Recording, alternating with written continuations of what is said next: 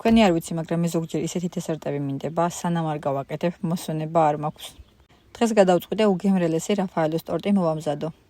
ისეთი ნაზი კრემი აქვს და ისეთი მარტივი მოსამზადებელია, ვფიქრობ აუცილებლად უნდა გაგიზიაროთ. ამიტომ მოდი ერთად მოვამზადოთ. სანამ დავიწყებთ, ვიდეო შეინახეთ, რომ არ დაგეკარგოთ. ახლა კი დაგვჭირდება 1 ლიტრი რძე, 150 გრამი შაქარი, 100 გრამი ფქვილი, 2 ცალი კვერცხი და ვანილი. შემდეგ უკვე გადავიტან საწურზე, გავწურავ, ზედმეტი რო არაფერი არ გაყვეს. ასე ძალიან მარტივად და ახლა უკვე გადავიტან გაზზე. მოკლედ ახლა აბადუღოთ. უნდა ვურიოთ გამუდმებით. უკვე კარგად რო გასქელდება და ბუშტუკებს გაიკეთებს, ესე იგი მზად არის და გადავდგათ. ახლა კი ცხელსვე დავამატოთ 50 ან 100 გრამი კარაქი. ძალიან ნაზი და კარგი კრემი გამოდის.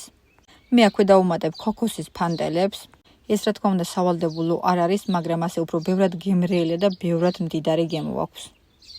თუ გსურთ, რომ ჩვეულებრივი კრემი იყოს ტორტისთვის, უბრალოდ კარგად გააციეთ და შემდეგ უკვე შეატგვიბეთ ოთახის ტემპერატურის კარაქი.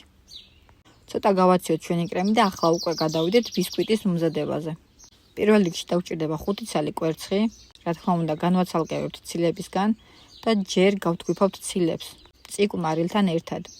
შემდეგ ნელ-ნელა დავამატებ 150 გრამს შაქარს, აქვე დავამატებ კვერცხის გულებს და ბოლოს ჩავაცრი 150 გრამ ფქვილს, 1 ჩაის კობს გამაფხვერებელს და ვანილს.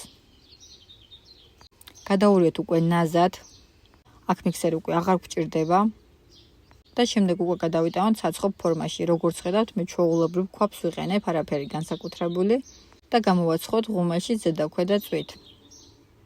დაახლოებით 40-45 წუთი დასჭირდება. ხო და ახლა აი ეს ნაკრები უბრალოდ არ შემიძლია რომ არ გაგიზიაროთ, რეალურად კიდევ უფრო ლამაზია. ძალიან დახვეწილი, სადა და დესერტებისთვის იდეალურია.